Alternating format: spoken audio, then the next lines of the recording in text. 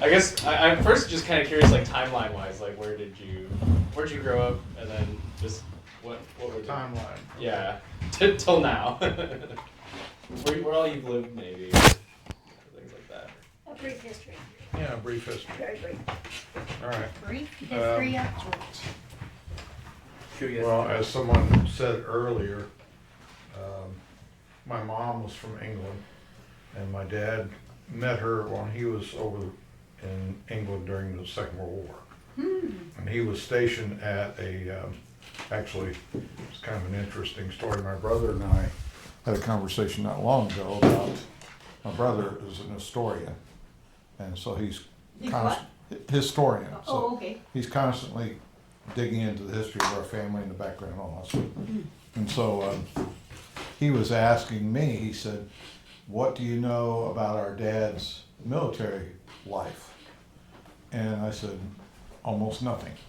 And so we were both kind of shocked because he never really talked about it.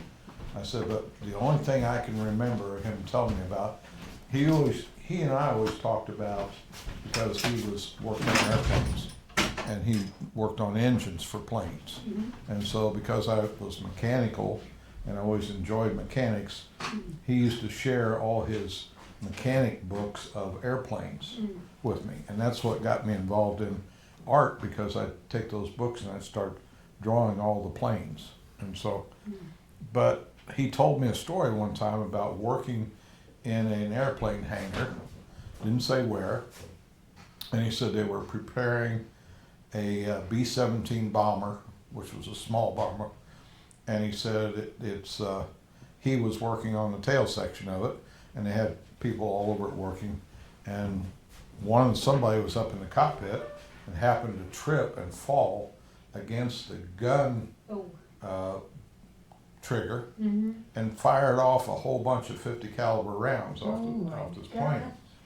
And they all zoomed across this hangar, and the only, not even casualty, but one guy was up on a scaffold working on a plane, shot the heel off his boot. But it put holes all through the end of the building. And 50 caliber rounds are, pretty good sized bullet. And so I said, that's the only story he ever told me. And so my brother started digging, and we found out that he was based at a place called Warrington. And Warrington is where the U.S. shipped all their planes to be prepped to go out for service throughout the European conflict. So he bought a book for both of us that was told all about, like a yearbook about that base. And what convinced us it was the right place is because there was a whole big story in there about all the bullet holes in the end of the building. And so it was like, well, this had to be the place. So, Yeah. but that was our only connection between my dad and where he was stationed. So, Do you know where Warrington is in England? yeah. Yeah, it's actually about 15 miles from Manchester. And my mom grew up in a little seaport town called Southport. And she worked in Manchester, This is on the southern coast? on the west coast. West. Yeah. And so, because my mom worked in Manchester, I guess all the guys from the base would go to Manchester, and that's where they would hang out and go places, and that's where they met. And so, Interesting. yeah, so we were able to kind of tie some pieces of history together, which neither one of us really knew anything about my dad, or, we never talked about that. So that was interesting. But so for me, mom and dad mom's from England, my dad, our background's German. I was born in 47, first day of winter in 1947, so it's just December 21st. And we lived because my dad was the youngest of 13 kids. Wow. When he got out of the service, he didn't really have a place yet, and he brought my mom over within 6 months of him getting out. So we lived with my grandfather, which he lived at basically 23rd in New Jersey. And so I knew that area quite well. And if anybody's ever seen that the movie The Christmas Story. Have you ever watched that? Who's One- in it? It's With the the leg that's a lamp. Oh, yeah, yeah, Yeah. yeah, yeah. yeah, Ralphie, yeah. Ralphie. And that whole movie, every time I see it, I go right back to living at my grandfather's. Because that neighborhood, the cars, the houses, everything that's how I remember living at my grandfather. My grandmother died when I was 2 months old, so I never really knew my grandmother. But we lived there till I was 4. My dad, in the meantime, his best friend from grade school, who was my godfather, was a brick mason, and so my Uncle Eddie, I called him my Uncle Eddie, Eddie McNamara, he actually helped my dad build our house down on Emerson Avenue. And so we moved down there when I was about 4.5, and grew up there. Went to a Catholic grade school, St. Bernadette, which was just up the road from there. And actually, when in 8th grade, my dad went to school for his. Actually, went to Cathedral High School, and at his last year of school, went to the seminary to be a priest. Who went to St. Minard, and then got draft notice and ended up in the service. And so he and I had a long conversation and wanted me to become a priest too. Really? Yeah. And so I went, my first freshman year, I went to a place called Latin School, which was a seminary for priests. And You're of college? Downtown Indy, Yeah. right? Freshman year Yeah, of Holy college? or Rosary. Do what? Of what? Freshman For year sure. of what? Freshman year of high school. Of high school? Oh, Yeah. okay, yeah. Wow. And so when I got, luckily, I flunked Latin. Which back then was a prerequisite for being a priest. And my dad should have had a clue because he wanted me to be an altar boy when I was a little kid. And I studied, I mean, we practiced and practiced and practiced all that Latin responses for years before I ever could get it down to where I could qualify to be and so that should have been a clue that I am not gonna work, me and Latin aren't getting together. But anyway, so I flunked Latin, so then I finished my high school at Cecina, graduated from there in '65. And I really wanted to be an artist. And I actually had won in sophomore year and junior year, I'd won summer scholarships to John Herron. Cool. And I took art, I was on the yearbook staff, did mechanical drawing, anything connected to art is what I was into. But my dad was smart enough to see that, first of all, I didn't have the grades to go to college, but he also understood that I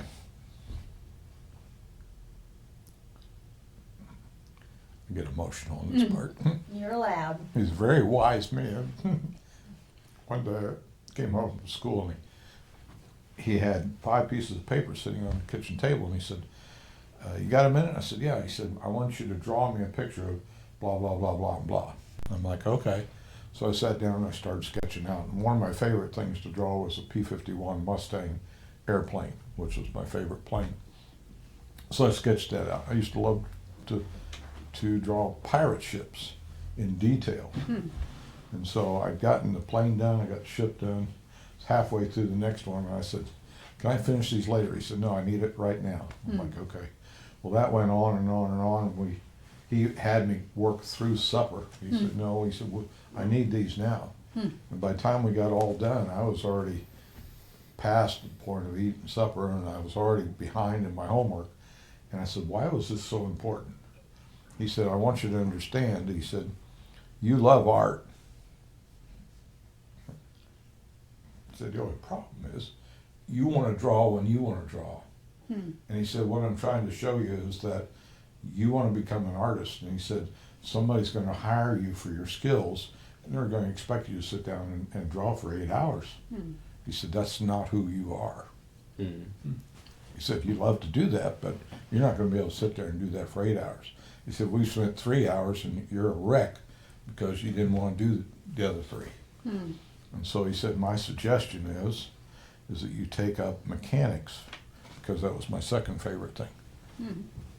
And he was wise about that, because I was always taking everything that he had mechanical and taking it apart. And I remember him being late for work 2 days in a row because I took his alarm clock apart.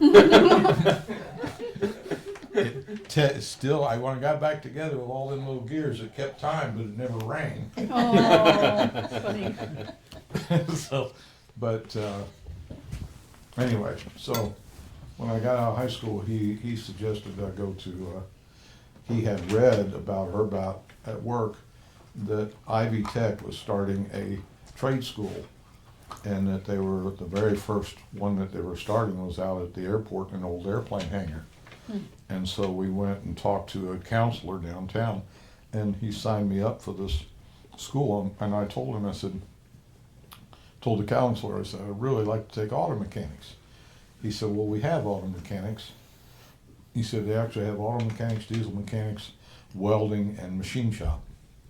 And he said, I said, well, I want to do auto mechanics. He said, well, let me make a suggestion. He said, I know a lot of mechanics. He said, every mechanic I know that's an auto mechanic is really, really good at working on cars, but they cannot work on diesels. But he said, every diesel mechanic I know that works on diesels can work on cars.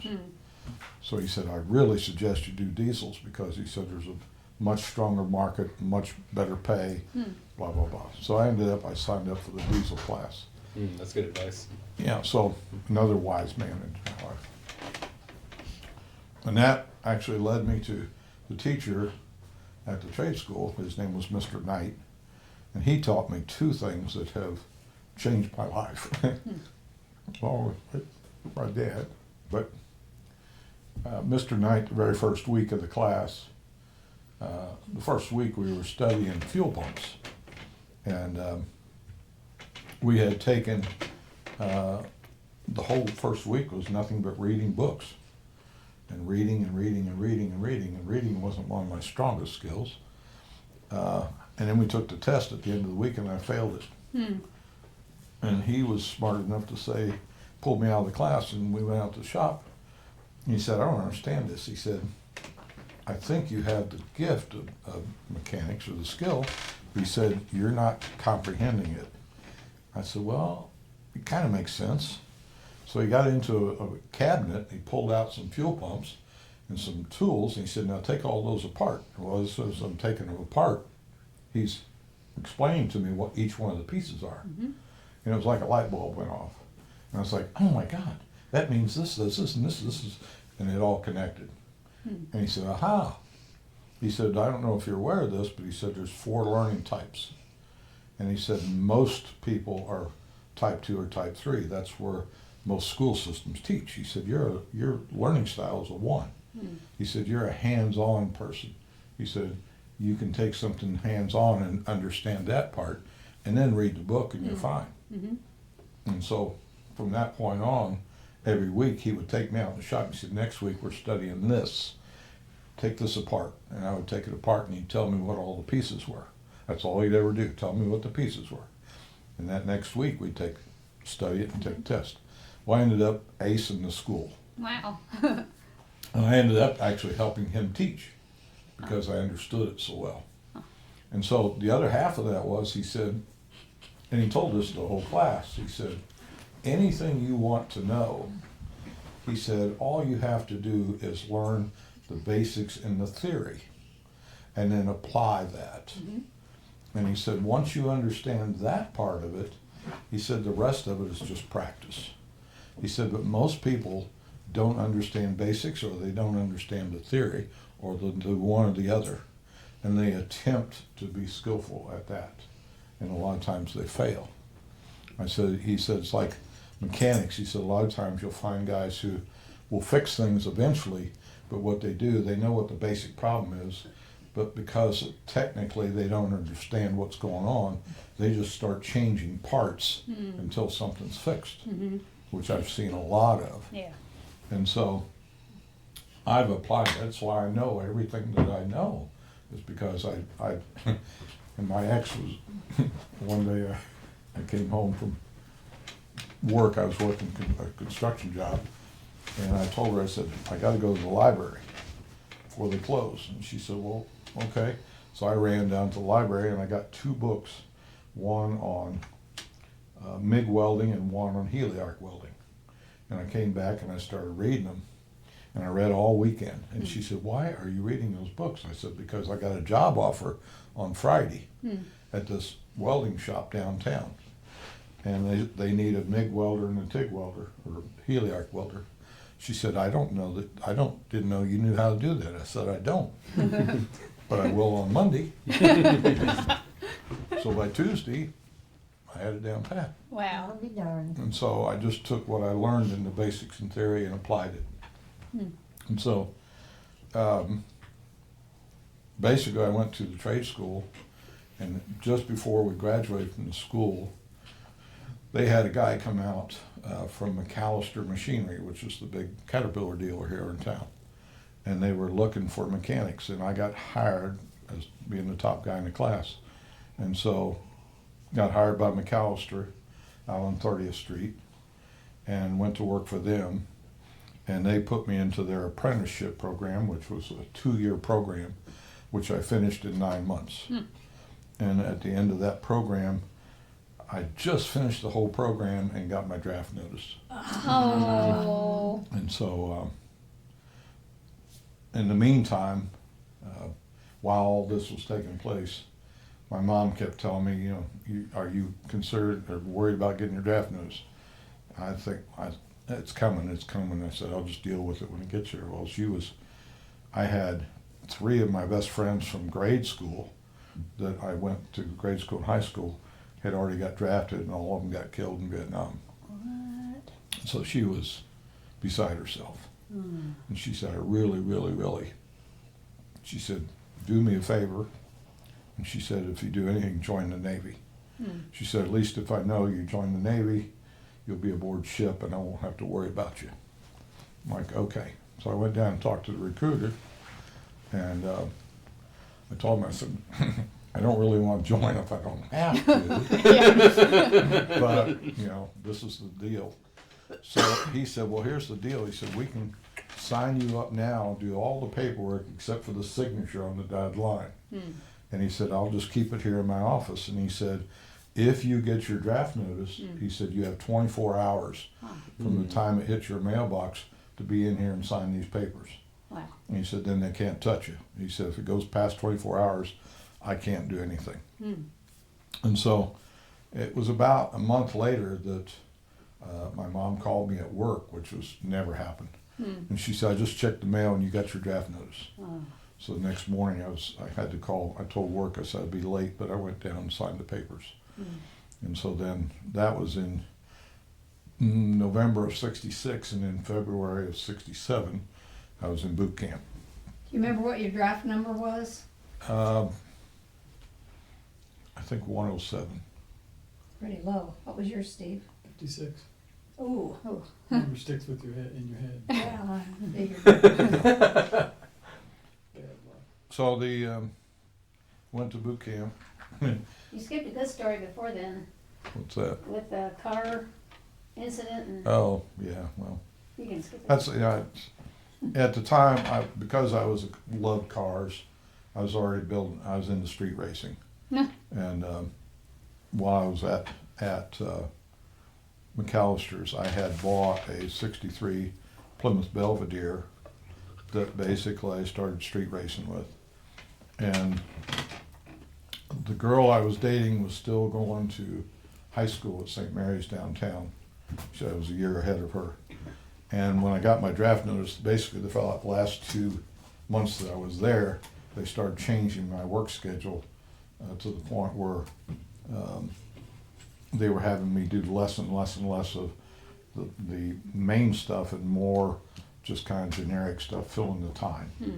And so about a week before I left for boot camp, they told me, they said, the parts guy came to me, he says, hey, we got all these parts. He said, I need you to run them up to Lafayette, Indiana. And I said, oh man, and it was like a little after noon. I said, okay. And I said, but I got to pick my girlfriend up from school at 4:30. Oh, you'll have plenty of time. Well, back then, 65 didn't exist. 65 was only built up to 71st Street. And then you had to get on Old 52, and you took Old 52 up to Lafayette. And so anyway, I did all that, but on the way back, I was running behind. And so I was running pretty fast coming down 52. Well, I got on 65, and I opened the car up. And this car used to be a state police trooper car. And so right there by Lafayette Square, when you come around off of 56th Street, you come over an overpass, and then there's a straight shot along behind Lafayette Square, and then it curves and heads up towards 38th Street. Well, I come blasting over the top of that hill, and I was hitting almost 100. And there was a cop car sitting there. Uh-oh. I mean, if you remember, in the old days, you used to have a radar that hung on the back window. And I thought, oh, it's a radar cop. But the trunk was up and the hood was up, so I thought, well, he's broke down. So I just hammered it. I was going. I thought, he's broke down, no problem. So I got up and around the curve, and I got almost down to where Guy and Road is on 38th Street, and they had 4 state troopers blocking the Oh, no! Yeah, so. Wow. Needless to say, I went downtown, they impounded the car. Oh, My no. dad had to come down and get me down to the police station. And so I was to appear in court 2 days later. Of course, I didn't have a car, so my mom and I took the bus downtown. She said, I'll go with you. So we got downtown, and my buddy Richard Baker had so many tickets. I had called him. I said, now, what happens when you go to get a ticket? He said, it's no big deal. You just sit in the courtroom, blah, plead not guilty, and blah, blah, blah. Okay, fine. So we're sitting in the courtroom, and there must be 30 people in there. And I see the bailiff come in, the judge comes in, the bailiff's over there, and he's going through like these business cards and all this thing. And he gives it to the judge, and the judge is looking. And I'm like, I didn't think nothing of it. So they start the court, and first thing the judge says, the bailiff says, is George Clouser in this room? I'm like, uh-oh. So we went up to the judge, and he just laid into me and was ranting and ranting and ranting. They had clocked me at 123 and a 40. Oh. And so he's going on and on and on about making an example of me. And he got so red in the face and so mad, he finally just calmed down. He goes, I shouldn't do this. So he said, I want you back in here in 2 weeks, and I'll think about this. And I said, okay. But my mom says, he won't be here. And he said, by God, he will be here. And so she said, no, he won't. He said, well, why won't he be here? I said, well, he's going into service. And he goes, really? And he looked at me and he said, you're going into service? He said, did you get drafted? I said, no, sir, I joined. He said, what branch? I said, the Navy. He got real quiet. He said, I was in the Navy. That did it. Yeah. He said, that means you won't be on Indiana streets for the next 4 years? I said, yes, sir. He said, case dismissed. No fine, no nothing. Wow. But, yeah, so 3 days later, I left for the service. But, and another funny story on the way to the service. I don't know if anybody ever saw it, if you used to watch Rod Sterling. What was his show? Twilight Zone. Twilight Zone. Oh. There was an episode on, and in fact I realize now that Captain Kirk was the guy in the episode. But there was one where he was on a plane flying back from somewhere, and he was military PTSD type, and there was a storm, and he kept seeing a gremlin out on the wing. And that particular episode just terrified me. I was scared shitless when I saw that episode. Well, then when I get on the plane to go to Chicago, it's pouring down rain. They put me in the same seat, right on the wing. I closed that window, and I'm petrified. And of course, they the pilots, just as we're going, he said, we're coming into Chicago, he said, the lights are beautiful, look out your windows. Oh. And the guy next to me, he's open the window, open the window. I said, not on your light, we're not opening this window. Get up and look out any other window, but we're not opening this window. So, anyway, got to boot camp, got through the whole boot camp thing, and which was kind of amazing. But then got my orders, first set of orders when I got 15 days leave, come home, got orders for Davisville, Rhode Island. And actually, in boot camp, they run you through a whole series of tests. You used to, in the very first test that I almost got 100 on, I got 96% on, was sonar. Is that? Sonar is the Okay. in the submarine. Mm-hmm. And, well, actually, they have them on all the ships now, but, so they wanted me to do submarine duty. And I'd have to extend for 2 more years, which would have been a 6-year thing, Yeah. and go to Pensacola Beach. So I spent the first 3 years in Pensacola, and then 3 more years there, but under the water. Mm. Well, I love the water, but I didn't love it that much. And I said, no, we're not doing that. So another bank of tests. So I scored real high as a corpsman. And I was like, I don't mind blood and all that stuff, but that's not really my cup of tea What either. was the corpsman? Doctor, Oh, okay. nurse, basically.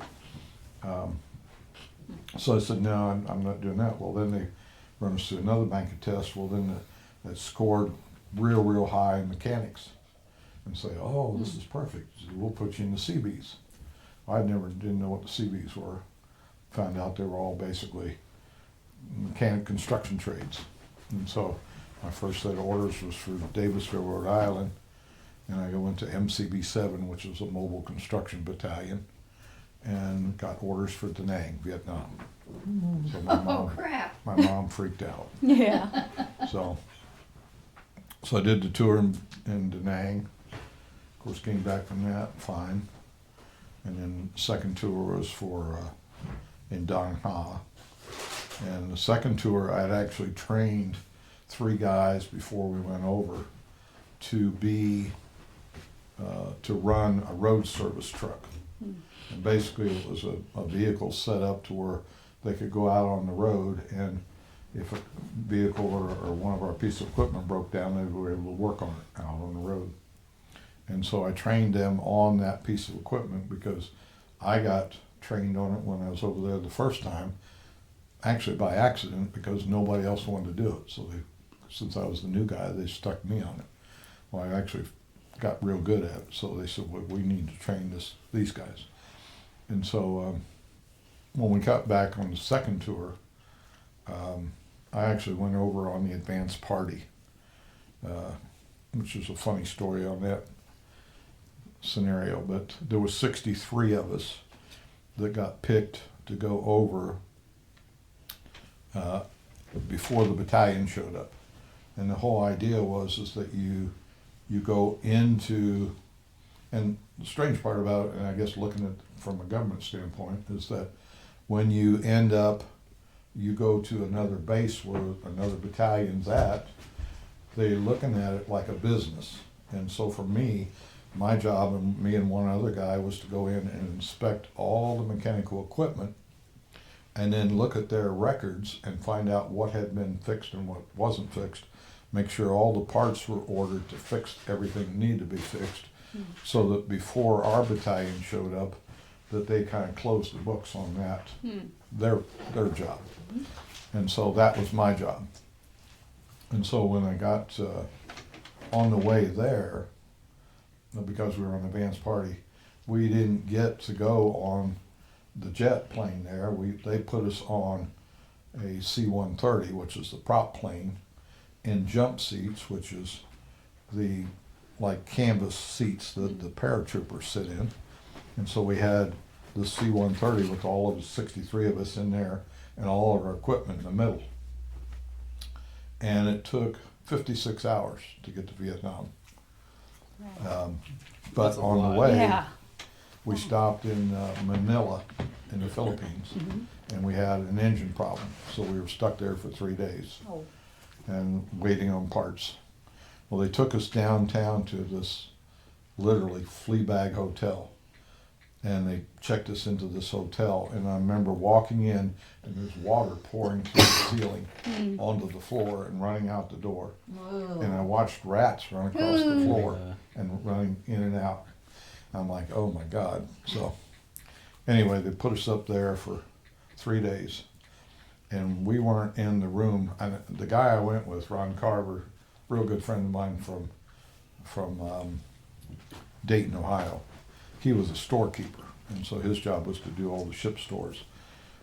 So Ron and I roomed together, and we weren't there probably a half hour. Then the bellhop guy comes knocking on the door, opens the door, and comes in with 2 girls, and he says, "Oh, yeah, GI, I got a party for you tonight." I'm like, not really.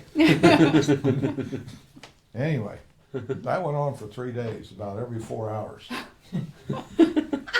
And we finally convinced him that we finally emptied our pockets. We had about $5 between us. And then we said, that ain't gonna happen, And he said, well, I'll get you some beer.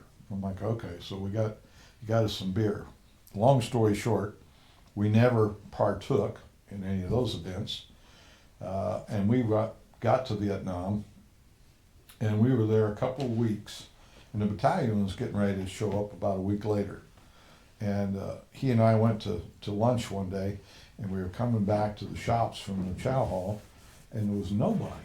It was like the place was deserted. And we're like, where is everybody? The shops were empty, nobody out working, all the trucks were parked, and it's like, where is everybody at? And we just kind of freaked out. It's like, everybody's gone. So we started walking back through the camp, and suddenly we got to sick bay, and here's everybody in the camp lined up at sick bay. And so we thought, well, I guess we were supposed to get shots, and we just didn't get the memo. And so we went and got in the line. We're standing in the line, and we're talking to each other, and we finally asked the guy, what kind of shots are we supposed to get? He said, well, I don't know. He said, I've got clap. I don't know what this guy's got. I don't know what that guy's got. Well, it turned out that out of the 63 people, 60 guys had to get venereal shots.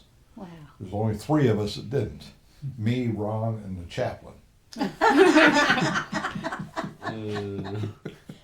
So, you never know. But so anyway, the whole second tour went fairly well up until about a day after that. The captain, who he and I were real good buddies up to that point.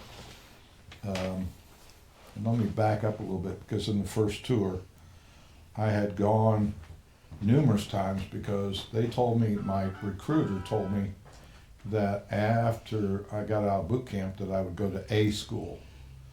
And so I was excited about that. Well, here I end up in Vietnam. I never saw the school. And so I kept asking my superiors, what about school? What about school? What about school? And they all just laughed. So let me guess, the recruiter told me you were going to school. Well, yeah. It's like that's a sales pitch. Nobody goes to school. Wow. Finally, one day the captain comes in, and I thought, I had already asked up the chain, didn't get any responses. So I approached the captain, and it was kind of like, hey, I was told I was going to get A school. And everybody laughed, and he said, here's the deal. He always called me son. And he wasn't that old, much, he was probably 10 years older than me, but he said, here's the deal. He said, we get back stateside, and he said, I send all these guys to schools, and that's a drunken party for them, and they don't learn anything, and consequently, it looks bad on our records. He said, if they learn something, that'd be one thing, but he said, I got to report all that. And he said, that looks bad for the battalion. So he said, I just quit doing it. And I said, well, I get that, but I said, I've already been to this school and this school, and I aced that school. I said, I want to go to school. He said, do you think you can do well? I said, I guarantee you I'll be number 1 in that class. I guess he took me pretty seriously, because he said, okay. He said, I'll send you.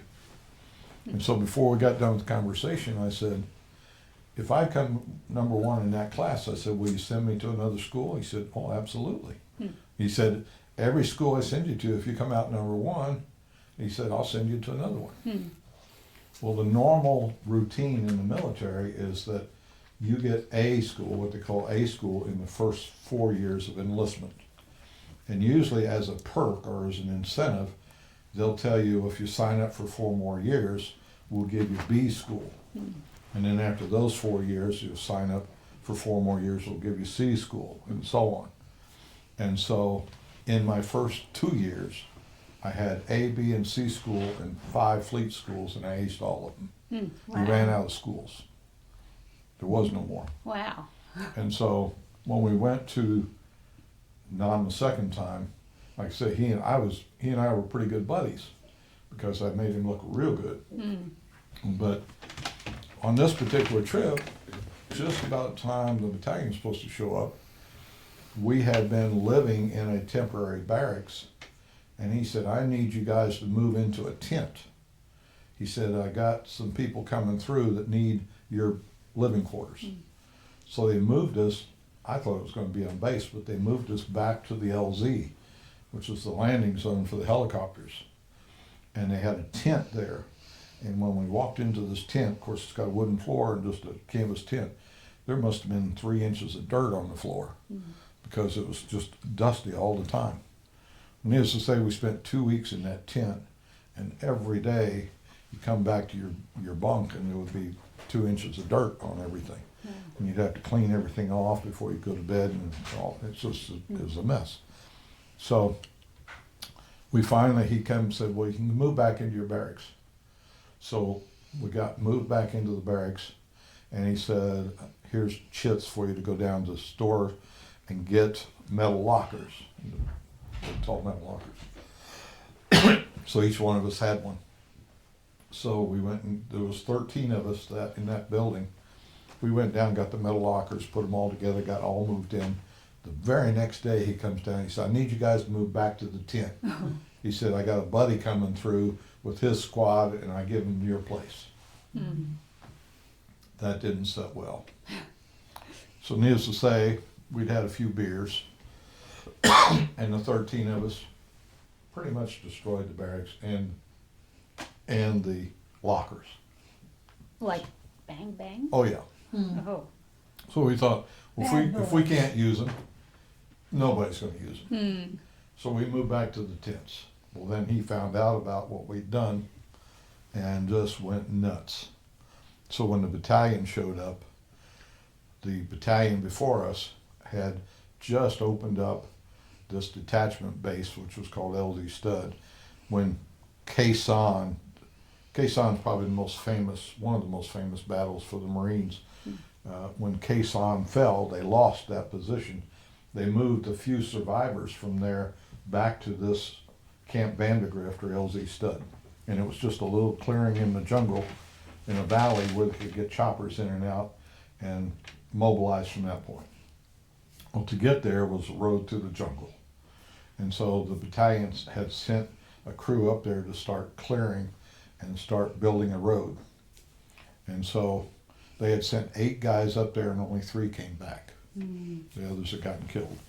So when he found out that they had to basically pick up where they left off, he volunteered the 13 of us to go up there, figuring that we'd never come back. So that was his way of kind of getting rid of us Wow. and Roomy. dealing with us. So You mean that's because you guys made? Yeah. Okay. yeah, that was his revenge. Send us up there, and if you come back, fine. If you don't, fine too. Wow. And so we went up got shipped up to the detached place. I wasn't there. I was there 10 days after the battalion had showed up, and my 3 guys that I trained on the road service truck had been out on the truck and ran over a mine and killed all of them. Oh. And Sprout, one of the guys on the truck, I was the best man at his wedding 2 weeks before we left.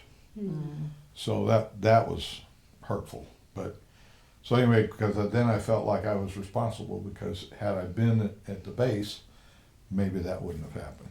Maybe I would have been on the truck with them. Who knows? But so anyway, through the course of the next 10 months, the captain would come down with surprise visits, and basically I'd end up in a court-martial situation because I was always in trouble. and probably one of the easiest examples is we had 6 dump trucks that my job was to keep everything running so we could build this road. And because he was upset with us, he wouldn't send us any parts. Or if he did send us parts, it was always the cheap crap that nobody else wanted. It was kind of like tires. I'd get all the crappiest tires that we had. And so I was fixing flats constantly along with everything else. So because I couldn't get parts, I decided to take out of the 6 dump trucks, the first one that had a major issue became the one I cannibalized. And so I just started stripping it. Everything I needed came off that truck. And that was the first one I got in trouble for, because it came up and was just a shelf sitting there up on blocks of what was left of it. So he tried to court-martial me over that. Needless to say, and I think I maybe told you that story, but through the course of that, he tried to court-martial me 3 times, couldn't get the job done. Every time I'd go in front of the board to be court-martialed, he'd open this letter up, start reading the letter, and smash the letter up, throw it in the trash, and tell me to go back to work. Wasn't until I left, I was in the Antarctic, or left the Antarctic, that I got to meet the admiral that I had met the very first day I was there. And the admiral had been following me all this time. And the admiral had been sending letters. That every time I'd get in trouble, he'd say, Really? don't mess with him. And so, yeah, it's my guardian angel. Yeah. And did he like you because he knew you were so good at your job? Well, no, the very first day I was in Davisville, I showed up for the general quarters, and everybody's like poof, disappeared. And the only thing I heard was that Clouser report to administration. And I didn't know how to get anywhere, didn't know the bus routes, didn't know anything. And I just saw in the distance these big buildings, so I started walking towards them. And this car pulled up about 10 minutes later, and the guy said, "Do you need a ride?" And I jumped in, and I knew he was an officer, and that's all I knew. And so we started talking. Turns out he grew up in Greensburg, Indiana. His mother owned a flower store, and we just hit it off. And so that was the admiral. And so my first clue was when we were pulling around in front of the administration building, because we had Marines on the base that guarded the base. And every Marine snapped to attention. It was like, you see him. And I thought, wow, this is pretty cool. And I thought, man, I feel good. And then he pulls into this parking spot that says Base Commander Admiral Busby. I'm like, holy crap. I was with the big guy. And so he took me in, introduced me to everybody, take care of this guy, whatever. But so he followed me through everything I did. So lucky. Yeah, so that Certainly was a wonderful. guardian angel. Very much so. So when you would get court-martialed, did that kind of rise up to him? How did he know that you were? Oh, I'm sure that he was connected somehow, Mm. tracking me and knowing what was going on. The court-martial process takes time, Mm. and papers have to be filed and reasons and blah, blah, blah, blah, blah. So, Did that jerky guy that kept doing your unit bad, whatever happened to him? which one? They gave you the lockers and then took them away and sent The you captain? I back. don't know. Captain. Yeah. I don't know. I know that when we came back, he found out, because I had, during that last tour, Ron and I went on R&R to Sydney, Australia. And while we were in Sydney, I met a girl, and she invited me to come back to Sydney after I got out of the service. And we had written back and forth every day for probably 8 or 9 months, up to the point where I went to the ice. But what I found out is that because if I signed up for another tour to go back to Vietnam again, third tour, that my choices of getting out of the service, I could come back to Port Hueneme in California and get out there. I could get out in Hawaii, or I could get out in Sydney. And I thought, well, hell, I'll just go back, and that way, instead of having to come home and then go all the way back to Sydney, I'll just go to Sydney and get out and hang out there. And what was cool was that she was her dad, her mom and dad owned a chemical company comparable to Eli Lilly. And she was his personal secretary. So when the first day she come and picked me up, she was driving a little Mercedes convertible. So money was never an issue, but you know, I just connected with the family, and they said, "Oh yeah, come back. You got a job. You can stay here." Blah blah blah. Wow. So that was the plan. Well, I put in for another tour back to Vietnam, and I was cranking along like, "This is going to happen. This is going to happen." Well, the captain found out, and he said, "Oh hell no! You're not coming back with me." And so, next thing I know, my orders got changed, and I was going to the Antarctic. Oh. Not a nice, very nice man. No. Oh, you went to the Antarctic because of him? Yeah. Oh, wow. I didn't Wow. realize that. No, I didn't volunteer for that. No, that was his idea. This is like a TV show or something. There's this bad guy and the main character. And It's the military. Wow. You like Forrest Gump? So it's, but yeah, anyway, I didn't volunteer. I ended up then getting switched to Antarctic service. And when I found out I was going to the Antarctic, I thought, well, I got to get out of this somehow. I got to get out of this. Well, originally I was supposed to go to a place called Palmer Station. And Palmer Station is actually the only base, the U.S. base. They have 4 bases on the Antarctic. And Palmer is the one that's on the little tip of like the Q that sticks outside of the Antarctic Circle. And Palmer base is on that.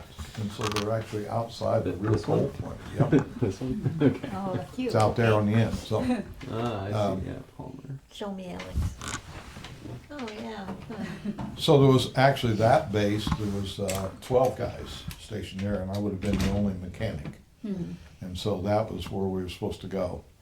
And so one of the guys, Dave Stewart, who I still talk to on Facebook all the time, Dave and I got to be good buddies, and his dad, he was a military kid, his dad was in the Navy, and he'd lived all over the place. Well, he had just came from a tour in Hawaii, and he wanted to go back there. He didn't want to go to the Antarctic. Yeah, very different. And he said, "We got to get out of this." I'm like, "Well, how are we going to do that?" He said, "Well, we got a psych test coming up." He said, "Let's pretend we're gay."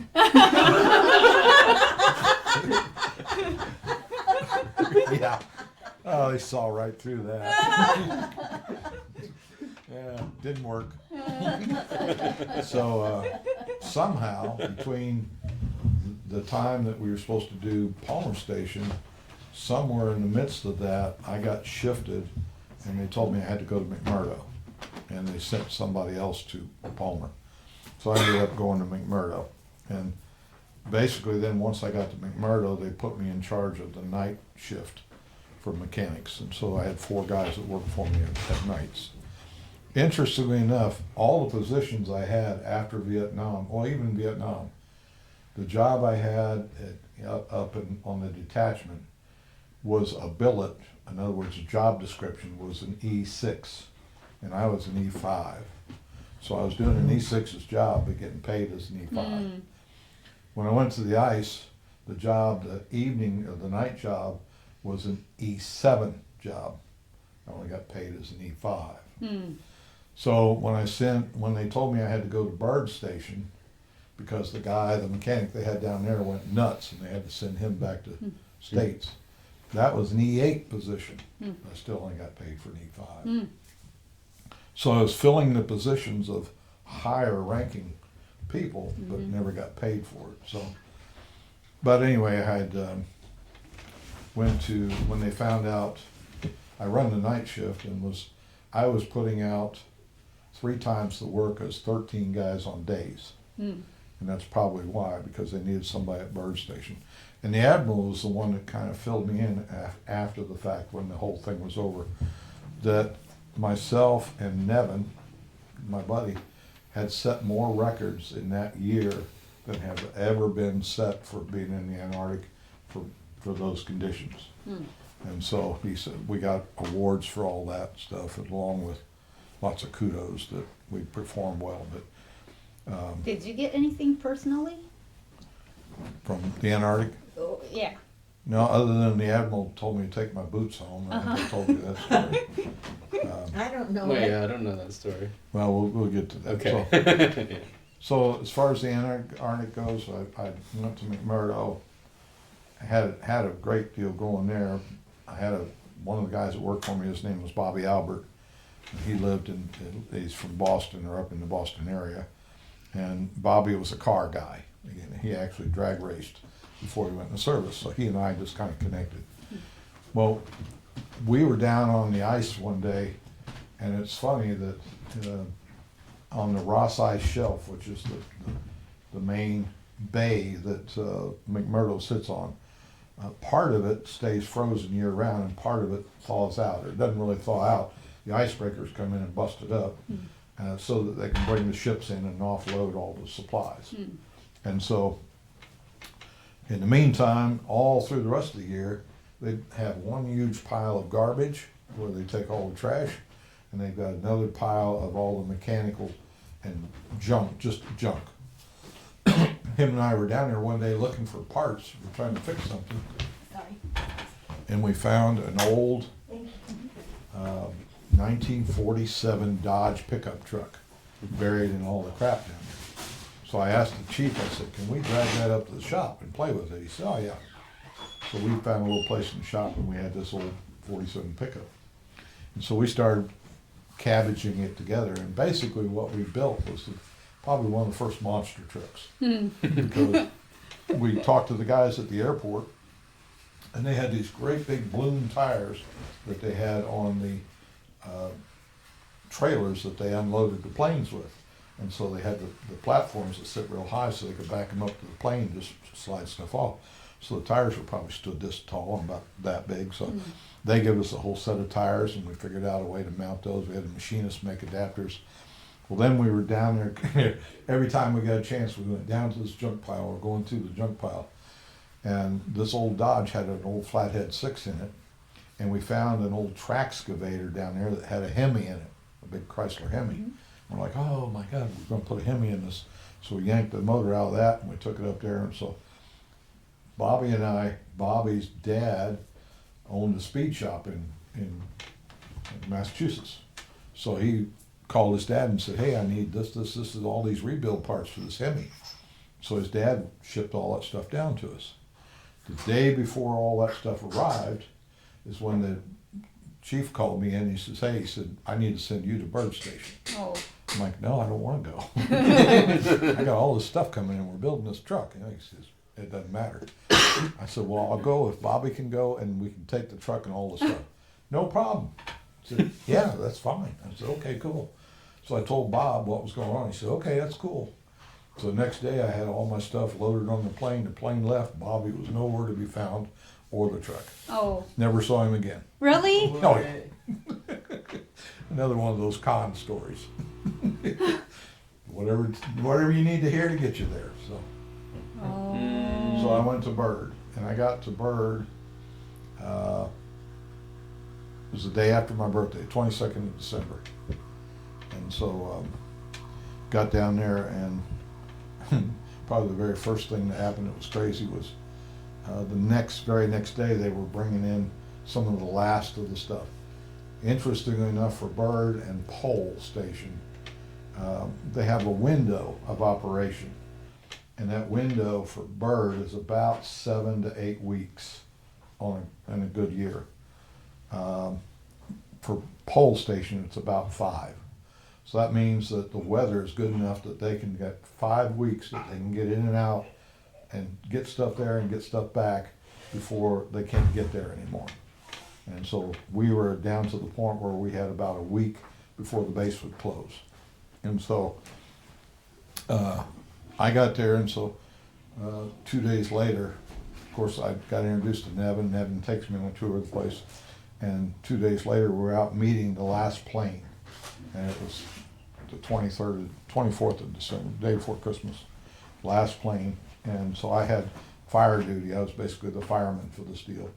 And so I was out there on patrol, and so one of the Airedales, or the guys that worked the airplane, his name was Kip, K-I-P-P. Kip and I were the last ones to come into the base, and they had this big party going on.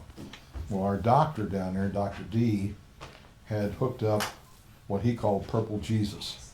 And he had a big military thermos full of this Purple Jesus. And so when I got there, Nevin was just a little bit on the tipsy side. He said, oh, he said, you gotta have some of Doc's Purple Jesus. And they had those little tiny paper cups. And he said, just take one of these and sip it. That's all you need. And I'm like, so Kip and I, got a little sip. We're sipping it. Everybody else went. And Kip says, no, it's just grape juice. I said, yeah, it's just like Welch's grape juice. We said, so we drank that one, drank another one, took the third one, went and sat down on this like raised table. And we're sitting there talking. 10 minutes later, we both hit the floor. Wham! What happened? Needless to say, we started crawling, and Nevin has pictures of us. We crawled from that building through the tunnels, which is at 60 below, through the tunnels to our tunnel, or where we slept, and I made it up to my waist into my room, and that's where I was out. It turns out the Purple Jesus is made with a bunch of different fruit juices, but it's surgical alcohol. Oh. So it's 200 proof or whatever, 195 proof. And you couldn't tell from drinking it? No, he had couldn't tell the alcohol at all. It just tasted like grape juice. Wow. So that's why he said just take a little bit and sip it. Never listened. Anyway, so that was the first thing that was weird. But throughout that whole period of time, everything got wacko. I threatened to kill a couple of guys. The whole Antarctic thing was a trip because we figured out that us young guys, which were 5 of us, the 5 of us that were in for less than 4 years, we wanted to go home anytime, and that everybody else there, the other 11, were what we call lifers, the guys that had been in that were going to retire from sure. And we basically figured out over that period of time that the lifers all had another reason for being there other than to work. And so none of them actually took their job seriously. They just stayed drunk most of the time. No. And so there was 4 or 5 times that they damn near killed us. And it just really upset me that they would do some stupid stuff. And so the, like for instance, one of them was the electrician we had. He went down there because it was his last, he had 2 years to do before he could retire. But they told him if he went to the Antarctic and did 1 year, they'd let him get out early, but still pay him for his full retirement. So he did that. The builder that we had down there had been down there 2 times before, and we go through, in and out of the ice, you go through Christchurch, New Zealand. Well, he had met a girl in New Zealand and married her the first trip down, and found out the only way she could get home for free to visit family was him to go to the ice. So that every time he went to the ice, she could go home for a year. So that was his reason for being there, and so on and so forth. Everybody had a reason other than to do their jobs. But like the electrician, he constantly was screwing up. Well, the electricity was our only form of that supplied our heat, our power, I mean, communications, everything. Wow. And so if we lost our power source, we were done. Yeah. And so, like the doc told us, he said, the only downside to being here, he said, if you get sick enough that I can't help you and you die, we simply put you in a bag and put you in the hallway until the plane comes. And that's the way it is. There's no other options here. Right. And so for me, I took that pretty seriously. That this was worse, to me, it was worse than Vietnam. Because everything depended on, and I was in charge of electrical power. So it's like every time these guys screwed up, I'd just come unglued. And I got to the point where I was taking their responsibilities away from them because I couldn't trust them, and taking them on myself.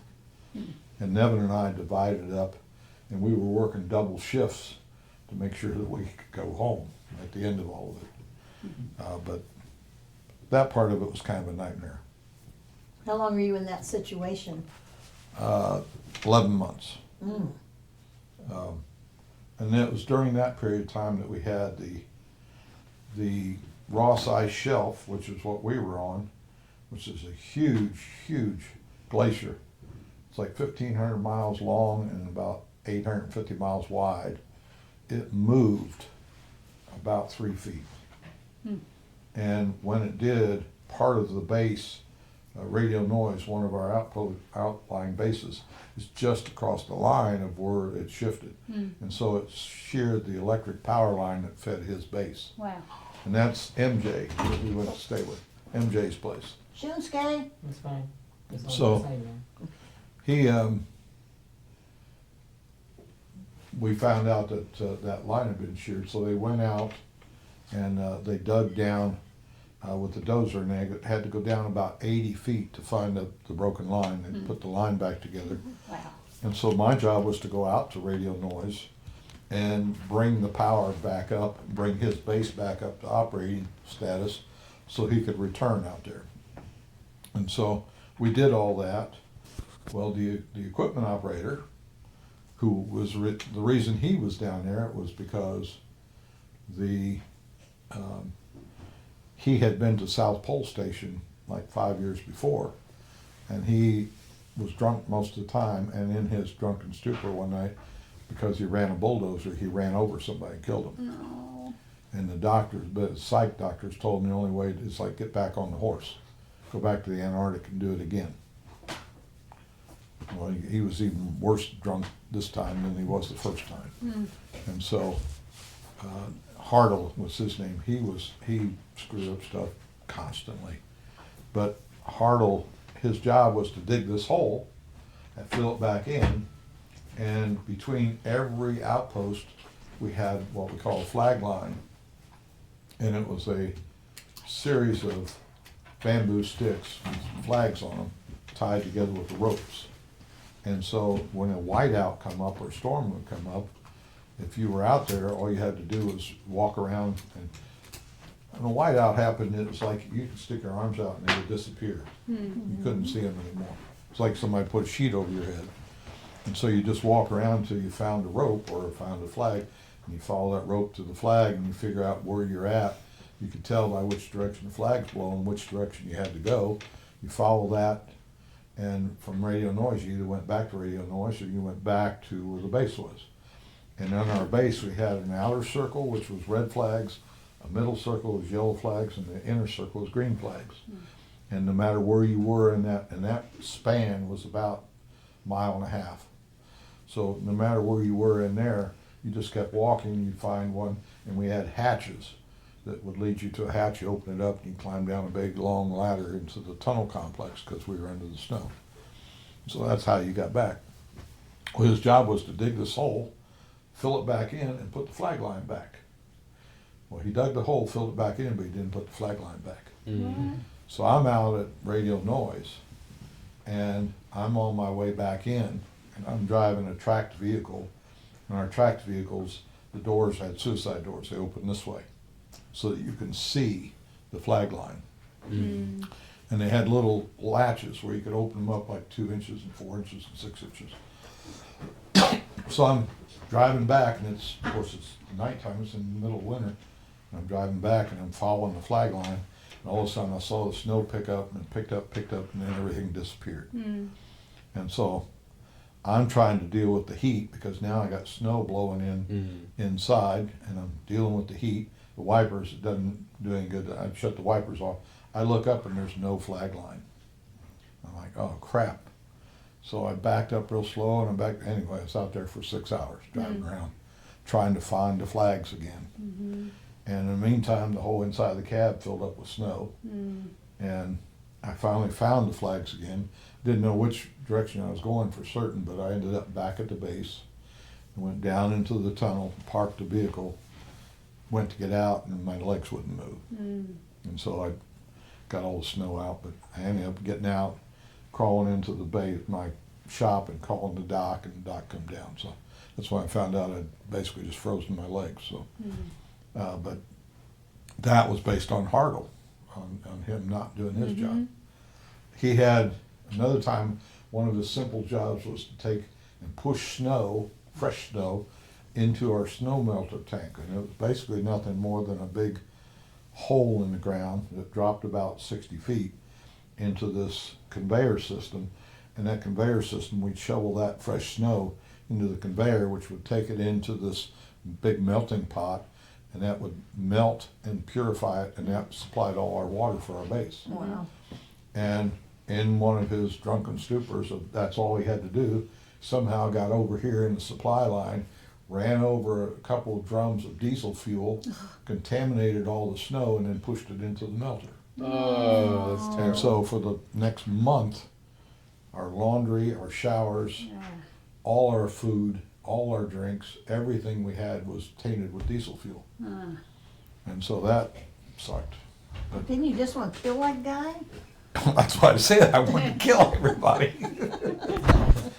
Actually, there was two of them, and Nevin, knowing Nevin as much as I do now, there's no way in hell he would have backed me up, but he said he would. But I was in the tunnel one night, and I was gonna jump these two guys and just beat the crap out of them because of all the grief that they were giving me. And it ended up that Doc had left the movie theater early, or the chow hall early, and I jumped on Doc and scared the crap out of him. And Doc was one of my best buddies. And so he had a talk with all the older guys and said, hey, he said, I can't protect you. He said, but you know, your ass is on the line here if you don't pull your weight. Well, they got turned around for about 2 weeks. Then they went right back to the same shit. And after that, I said, oh, screw it, I'll just deal with it. So how can they get drunk while working? It's like, is that allowed? No. But the lieutenant we had was a wimp. And he'd yell at him and they'd yell back at him. It's like he had no power, none whatsoever. And he was lieutenant. Could they get rid of him or rid of the people that were messing up? Was that technically Where? That's why I said we were there. Oh, you were stuck because Yeah, you can't go. Can't go anywhere until next wow. year. So I figured it would be better off for me to be in a body bag in the hall. I knew where they were at, I see. rather than now causing me trouble. I see. I see. So making more work for me. Yeah. Wow, that's really tough. So I just eventually started taking on all their jobs so that I know it's this much less I got to worry about, and at least I think I'll go home in one piece. And so, yeah, the Antarctic was much more of a challenge than Vietnam. Wow. How long were? How long were you there? In total. Yeah, 14 months total. 14 months, okay. So it was 5 or how many months at the first place, and then, or you got transferred from one base? Yeah, I the went to other? McMurdo first. Okay. Got to McMurdo in late August, and then went to Byrd in December. Okay. And then we actually came back in the end of like the 28th of October the following year, because I got out of the service on November the 7th. I was up for getting discharged. So as soon as I got back to Davisville, I got out, period. So what was your total amount of time In the service, in? Yeah. I was 11 days short of 4 years. But getting out was a whole other story, because at Byrd Station, we didn't really have rules for haircuts and shave, military dress. So I had long hair and a full beard, looked like ZZ Top beard. And when we got ready to get out, the guy he was just a lieutenant, he says, oh no, he said, I expect you in here in full dress uniform, clean shaven, haircut, the whole works. I just about slapped him across the desk. That ain't gonna happen. I'm getting out. Period. He and I went round and round and round. In fact, she'll tell you can't tell you how many dreams I've had about trying to get out. It was a 2-day event, and finally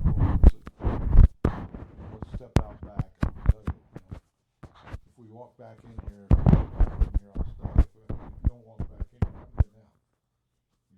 just go, get out of here. So, nuts. Doing all that stupid military stuff just to get out. So, but yeah. The military has its good points. I mean, looking back on it, the good part was that I got all that schooling, all that training. So can you tell Alex and Angelina about the Antarctic? Oh, the boots? Yeah, when we got, when we were supposed to get our release, and again, typical military, because I told you my position was an E8, which is basically the top of the line before you become an officer. That's what the billet was for Bird Station. Well, they looked and looked and looked and looked and looked, trying to find somebody to replace me. They couldn't find anybody to replace me. And so when the first plane came in, all of us were supposed to leave. Our replacements were supposed to come in, you run them through the basics, you turn over the books and walk out. We had 4 planes come and go, come and go, come and go. And all of us young guys, they'd already taken all the older guys. They kept us young guys there. And we were getting pissed. It's like, what the hell's going on? And so, turns out, the plane finally showed up. Of course, my relief is an E8 who'd spent 14 years behind a desk, hadn't seen a box wrench in 20 years, didn't know shit from Shinova, and he's supposed to take my job. And I just had to scratch my head. I went around trying to show him everything I could show him, and he's like, what? What? Huh? What? I'm like, oh, man. Wow. So after 2 days, I finally said, I'm done. I'm going. So I left, and we flew back. They flew all of us, the 6 of us, back to McMurdo. And we got off the plane figuring we'd just go to the barracks, and they had a vehicle sitting there waiting for us, and they said, no, we're taking you to the officers club. So they took us up to the officers club and walked in there, and they had a big party for us. And so it was basically, the stall was because they were waiting for the admiral to get there.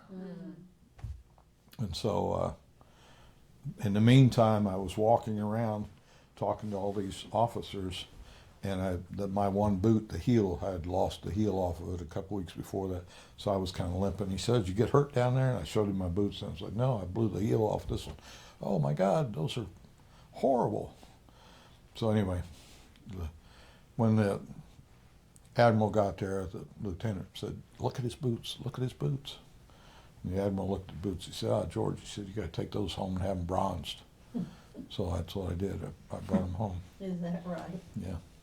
So getting them on the plane was a whole nother story. But But did you have a hard time? yeah, I got to go to the bathroom. Oh, sure. Bathroom break. Oh, we take a break when he has to go to bed. It's interesting, when we went out to MJ's for our reunion, he was showing us a bunch of pictures of the groups that are down there now. And it's like, man, they're living in places that look like the Holiday Inn, and they're driving around in vehicles and T-shirts, and talking about how treacherous it is. And I'm like, you have no idea. It wasn't like that when we were there. Yeah, we were barely staying warm, and Yeah, I mean, what year were you there? what officially I called winter over 70, 1970. Yeah, 1970. Yeah, I mean, yeah. Hard because we didn't even, as a species, haven't really been going anywhere for very long at that point. It was interesting to me that they had a contest Doc put together about 2/3 of the way through the year, because in the hallway they had pictures of almost like mugshots of all the different crews that had been there for winter over. And some of them you could look at, and unless they had What the about our title, dishes and stuff? or, Can't hear ya. What about our military dishes and title, stuff? Bowls? I don't know. or I'll have to go in description there of and the find job, out. they all looked the same. They all had the big parkas on and clothes, and it's like all Yeah, beards, thank and it's you. like, okay. I wonder which one of these guys was the mechanic. You know, he said, no way of knowing. You don't know, huh? So they had a contest. He said, we need to put together a plaque, a winner over plaque. And so I built one that was 4 foot wide and 4 foot tall. And what I did is I took pictures, and MJ had taught me how to develop pictures because we had our own photo lab. And so what I did is I went and took pictures of every individual in their job. So like the doc was in his doctor's office, and the builder was in behind the table saw. And so if you didn't get the name right or didn't know, you could at least look at him and say, well, this guy was the builder, this guy was the doctor, so on. That's good. And so because there was 16 of us, I basically put the 16 pictures in the form of a 7-0. So you would know this is winner over 70 and these are the people. And I did them in chain of command, highest to the lowest. So I mounted all these pictures on the board and I wrapped it all with white rope, kind of a navy thing. And I made a little brass plaque and put down at the bottom explaining what it was. And so basically, I won the contest because I was the only guy that made any. Yeah. But the doc had, you got 4/5 of booze. Okay. That lasted a week. But anyway, what was interesting is after about 2 years after because they closed that base a year after we were there.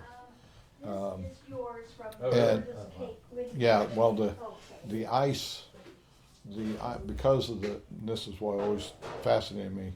We were 80 feet below the surface and in buildings, and because of the heat in the tunnel, and the tunnel temperature averaged about 60 below year round. Because of the heat, the ice was collapsing the tunnels. And so we cut 300 tons of snow off the tops of the buildings that year. And by the time we left that year, the first building we had cut, which we cut 12 foot above the building, was down to within 2 foot of the building again. Wow. And so they knew that it would be massive crews doing nothing but cutting snow just to keep up. Right. So they kept the base alive one more year and then they closed it. Oh, wow. And so I found out a couple of years later that all those plaques had been removed and had been taken to the Smithsonian. Oh, really? Wow. And so I thought, oh, I'm going to go see my plaque hanging in the Smithsonian. So I went and spent 3 days in Washington going to the Smithsonian, trying to search all this crap out. And they had one little room about the size of this that was the display for Antarctica. I'm like, really? And they had a suit and some other bullshit stuff and a bobsled and whatever. And I said, so I kept digging and digging and digging. And I found this guy. He said, oh yeah, here it is. Winner over plaques from Bird Station, blah, blah, blah. He said, it's in the warehouse in crate number, and he gave me this great big long number. So I went looking for the warehouse. Do you remember, did you ever see, I'm sure you did, Raiders of the Lost Ark? Yeah. Remember the very last scene Yeah. in the warehouse where they're rolling the things that's the warehouse. Oh, yeah. And I walked in and I'm looking at all them crates. I said, screw it. It's in here somewhere. Oh, but you do have an ID for the crate. Yeah, Okay. but Yeah. and the guy said, well, he said about every 2 years they change the display. So he said we probably got 100 crates of stuff. So what's the odds of them bringing my plaque out? That ain't gonna happen, so. But I thought it was funny to find out that that's where it was. So, When you see that wrinkly but yeah, silver, the silver one. maybe Christmas, if I think about it, I'll bring all my pictures. 'Cause I got pictures of all that stuff. Yeah, that'd be good. Yeah, in my boot. Tin foil. Yeah, tin foil. Nevin has the one boot, and I have the other one. So, I still call it that sometimes. Who got the broken one? yeah, he has the one with no heel. Oh, the no heel, yeah. Both of them are pretty rough. Oh, yeah. It's kind of like Vietnam. When I came back from Vietnam the second time, I had met sergeant, Marine Corps sergeant, got to be good friends with him, a guy named Schuster, who was a cook. Super, super nice guy. And he and I got to be buddies. And he was in part of his detachment was involved in Hamburger Hill, if you've ever heard of that. Ashaw Valley, that whole event. They made a movie out of that. But he used to do all kinds of stuff for him, and one day he brought me 2 SKS assault rifles that were packed in what's called cosmoline, which is like a grease to keep them from rusting. And they were out of a weapons catch. They had captured a whole bunch of weapons that basically the Russians and the Chinese had given to the Vietnamese. And so he got me 2 of those guns. And so I made a deal with another lieutenant that was in arms, in charge of the armory, to sneak them back to the States. And so I brought them back with me, and I gave one of them to my best We got friend little things we can. that I grew up That'd be with, great. and then I had the other one. And I had never fired it, but my house got broke into at one point, and somebody stole it, Oh, so it's gone. that's too bad. The bag's on the bench. Gone with the wind bag? Oh, This bag? Yeah. so I'm putting it in there? Yeah, if you want, I will. Okay, I'm just trying to understand what my instructions are. Thank you. Gone with the wind. Yeah. That's Steve. Gone like the wind. Leo's. So I can take this out, Elaine, now? So do you see the mountains or something Interesting, like that? George. Yeah. You need to have it all written Elaine, can I down. take this bag out? Can you just like dictate it and have somebody else write it? Well, that's what we we were were talking talking about about. earlier, that Okay. I tried doing that when that, So the rest of the story. Yeah. Now finally everybody's So gone. do they put the insulation on the bottom like nowadays so that doesn't go down? I mean, you said, you know. Well, they closed they don't, No, I mean, before, it sink down like because of the heat. well. But now, do See, they- what they were thinking is the original base they built for Bird Station was basically just a bunch of wooden shacks on the Yeah. surface. And they found out that anything you put on the surface, because this is what's weird, it never snows in the Antarctic. Right. Really? Yeah. yeah, it's a desert. It only snows on the coast, Oh, okay. and then the winds blow the snow across the continent. I see. And so anything you put out there drifts. And so the first bird station they built lasted 8 years until the snow was so deep that it crushed the buildings. And so some engineer decided that, hey, since the surface is where the snow is, let's cut a notch in the snow, put the building down here, cover it back over so that it stays flat and it'll never drift. Well, just the fact that they cut that snow out, they had to do something with it, so they blew it out here. That snow then created the mountain. And so even though they put the buildings in the snow, the snow they moved created the mountain, so the mountain just got bigger and bigger and bigger. And so they built that base in '64, and they closed it in '71. So it didn't last. Now, today, they don't ever put anything under the snow. Everything is on the snow, and it's on skis, so it's mobile. Oh. And so they constantly are moving them to keep them on top of the layers of snow. Oh, I And see. so nothing's attached to the snow I anymore. see. Yeah, I did not know that. That's fascinating. Yeah. So now at McMurdo, that's a different story because you actually have a season. But at Bird Station and at Pole Station, those are all mobile buildings. Wow. So, Huh. yeah, it's changed dramatically. MJ, Ev Pichel, who was also part of our group that was at our reunion, Ev has been down there 14 times. And he's gone down for summer, spends the summer down there working, doing scientific stuff, and then comes back. He's only ever done the one winter over. But he had a lot of pictures to share with us of all the latest and greatest, stuff that they work with. And so, yeah, it's like going to Holiday Inn now. It's like, golly. You got all these mobile suites that they drag around, and they're like, Oh, I looks see. like a hotel suite, and that's what your room is.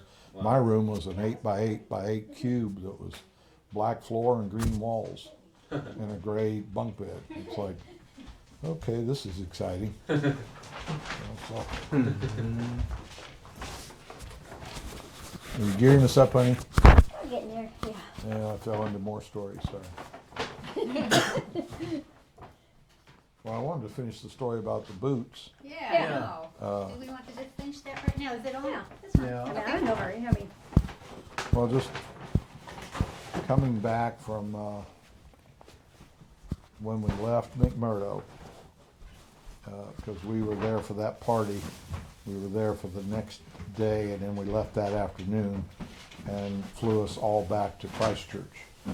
And then when we were in Christchurch, we were there basically for 24 hours before we got on the plane to come back to the States. And so when you go down to the Antarctic, they fly you from whatever base you're on, CB base, down to Christchurch. And then once you're at Christchurch, you go through a lot of indoctrination on the ice and all the stuff you anticipate. But one of the first things they do is they send you down to pick up all your foul weather gear. So when you walk in this building, the very first thing you get is your boots. And they call them bunny boots. And they're pure white, and they're big, thick rubber boots. And then you get all the rest of your clothing, on all the layers of clothing and all the stuff that you have to take with you. And so then when you go back, before you go to the States and you go back to Christchurch, you have to turn in all that stuff in reverse order. And so as you're going through that line, you're turning it all back in. The boots are the very last thing you turn in. And so everybody's in line, we're doing that, and when we got to the boot part, I just didn't have boots, so I walked out the door. And so I got about 10 feet down the walkway, and I got an MP that grabbed me and dragged me back inside, and lieutenants, where's your boots? You didn't turn in your boots. I said, yeah.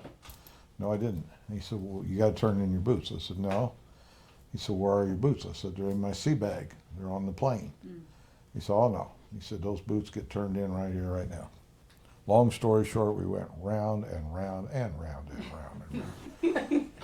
And I'm getting close to getting out. So my level of tolerance is about here with the military people. And so I said, no. I said, the Admiral gave me those boots. Oh, yeah, sure. The Admiral gave you those boots. Right, sure. And so I said, no, I'm taking them home. No, you're not. So we stood there and yelled at each other for about a half hour. And in the meantime, the rest of the group is already gone, and they're heading out to the plane. And I finally told him, I said, look, I said, all you got to do is ask the Admiral. He said, okay, fine. So we went down, the MP went and got a Jeep. We went down to the radio base station, and he walked in. He told the radio man, he said, radio down to McMurdo. He said, this guy says the Admiral's there. He said, get the Admiral on the phone or on the radio. And so the guy's going, Lieutenant, and he goes, do what I tell you to do. Shut up, just do what I tell you. Well, what he was trying to tell him is that even though it's like 3 o'clock in the afternoon here, it's like 2 o'clock in the morning down there.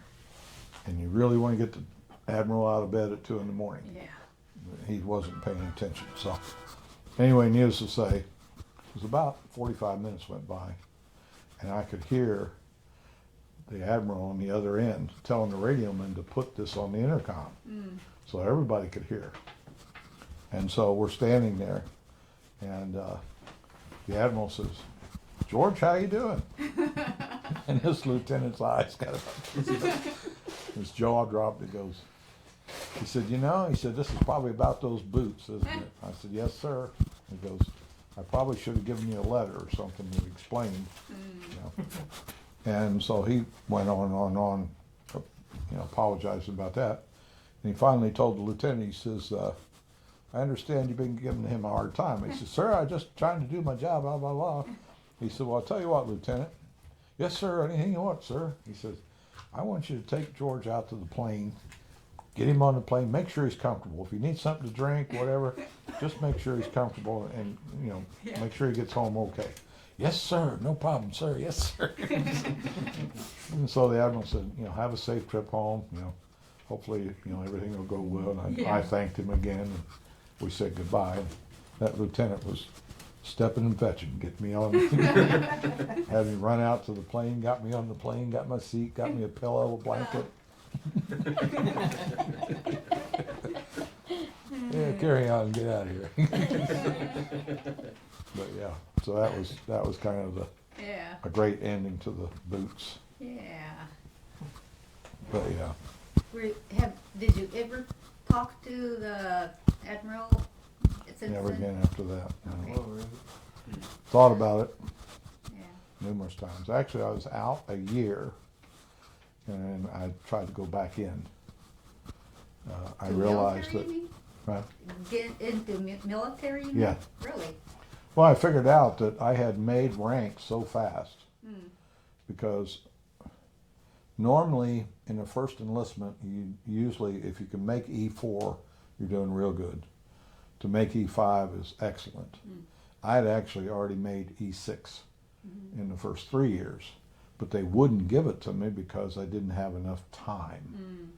They said, if you sign up for your second 4 years, the minute you sign up, you're an E6, period. And I knew that if I went back in, I could go in as an E6, and that within the next 4 years, I could probably be an E8, and then actually go to officers training and retire. You know, just stay in and retire. So I went back down and talked to the Navy, and they said no, they were disbanding the Seabees. And so they closed the base in Davisville 2 years later. They closed, the base in Gulfport, Mississippi got wiped out by Katrina. So they ended up closing that base. So the only base they have now, which is a real small group, they only have 2 battalions, and that's Port Hueneme in California. So they still have some Seabees, but not to the quantity they used to. What they found out, like we were in Vietnam, the government started hiring civilian contractors to do our jobs. And so I actually turned down a job by a civilian contractor when I was over in Nam the first time. And I got approached by this guy, and he said, I understand, you know, you're really good at this and blah, blah, blah, blah, blah. I said, yeah. He said, I'd like you to come to work for us. And I forget the name of the company, but Halliburton. yeah. Oh, really? No. I don't think so. Not back then, but anyway, my yearly pay was about $3,200 at that point, and they were paying Yearly. $60,000. Yeah, $3,200 in a combat zone. Wow. I know. It's sad. But he said, you do 18 months with us and it's 60 grand. Wow. So it's like, oh man. So why didn't you join them? Well, because I still had 2 more years of service, Well, 2.5 even if more you years wanted of to, you service. couldn't. Yeah, I couldn't leave to go do that, so. But, yeah, so they were being replaced by civilian contractors. And I'm sure it's the government, you know, somebody paying somebody to hire the normal stuff, but. I was gonna say CB, which sounds like letters, stands for Construction Battalion, right? But their logo looks like SEA, cause they're in the Navy, with bee, like the buzzy bee insect, so their logo's kind of a Ah, flying bee. You know, and the bee has, in all its hands, has hammers and saws and machine guns, and because we actually, like when I got went to Davisville, I actually went through CB training for the regular construction stuff in my field, and then I had to go to Camp Lejeune and spend 3 weeks there in with the Marines doing combat training. And so I had to train with the Marines, so because the CBs are known as basically combat engineers, so the same thing as a combat engineer, so we were trained to fight and to build. And it all, John Wayne made it, there was a movie that was made way back when about the fighting CBs in World War II. That's when it started, because they were hiring civilian contractors to go over and try to build runways and stuff out in the Pacific, and they were getting killed because they had no combat training. And so they started teaching them, and that's when the CBs were actually formed. And Davisville, where I was based, is where the original CB bases started. And so that was back in 42, I think, or 43. But yeah, we trained as a Marine and as Navy.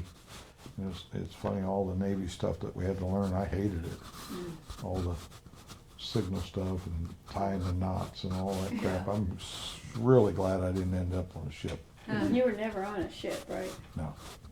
The only time I went and visited a buddy of mine who was my bunkmate in boot camp, and he was stationed on a destroyer down in Norfolk. And I went down and visited him for a weekend, hung out with him. He was originally from Massachusetts, from Boston. That wasn't your gay lover when you were in the service? No. Different gay lover. In those bunks, you couldn't have done anything. I walked down to his bunk area, and he had, it looked like mail slots. They were about, I mean, they're probably this far apart, the bunks. Wow. And there was 6 of them on the walls. Oh, And they just stack them in there. Wow. that sounds like a concentration camp. Yeah. Yeah, well, there wasn't a lot of room on a destroyer, and a sub would have been even less room. So I was like, I'm glad I never ended up on a ship. So, George, I wanted to know what happened to that, your girlfriend, in. Well, when I went to the Antarctic and that base closed, there was no more mail. So everything stopped. And strangely enough, I'd gotten a letter from her about a week before that happened, which was upsetting, but she was 19 when I met her, and she was her dad's personal secretary, and he had trained her to basically run that business. If anything happened to him, she was to step in and take over the business. And she had an older brother that was 5 years older than her, who her dad had tried to get involved in the business, and he was basically just a playboy. They were filthy rich, and so he'd rather spend money and party than learn anything about the business. And the letter that I got 2 last letters from her saying that her father had had a massive heart attack and died, Oh. and that her brother had stepped in and taken over the company, and I guess by some law that, Oh. of being the oldest heir or whatever, because she was under 21. He stepped in and took over the company, fired her, What? and basically put her and her mom on the street with some What? kind of, yeah. And so she was looking at joining the Australian Navy. What? Yeah, Huh? went straight downhill. So that's the last I heard from her. Wow. Yeah. Good thing you didn't marry her. No, I'm just kidding. Wow. He might have assassin his dad. Oh, maybe the son killed the dad? Who knows? I mean, her mom and dad. I saw the son for maybe 5 minutes as he came in the house, got some clothes and left, and basically was just, hey, he was butthead. But mom and dad were absolutely adorable, super nice people. Do you, But yeah, do you want to hear the story of his first wife, or save that for another time?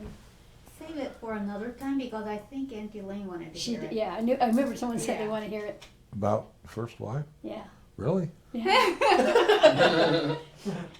All right, Is we'll that save three? that for another time. Huh? He's had 3. 3? Quit after your third one. The third one was. The fourth one's Kind not of. worth it. Fourth one was what? Not worth it. Now you had your chance Yeah. several times. The first Yeah. one's a good story, so you'll save that for It's Christmas. I another remember that crazy. one prank where Oh. we were all at dinner or something. And Yeah. it looked like George was gonna propose. Pops open a little ring box that says, "Gotcha." Yeah, that was great. I I was over at Mary's chair, because he gets in there, don't leave yet. And Mary's trying to leave because she's got to go to work at 3 a.m. And I said, he's not gonna pop the question on me, is he? We were like, I was ready to cry. Like, no. We were all feeling sorry for, everybody's feeling sorry for you, because they knew I was saying, are you kidding? Hell no. And I got you back. I already knew. That's funny. Yeah, I was laying it on thick. Figured that she'd sit.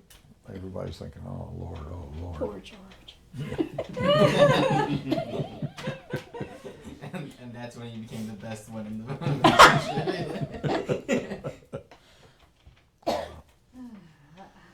Let's let them get their lives back. Yeah.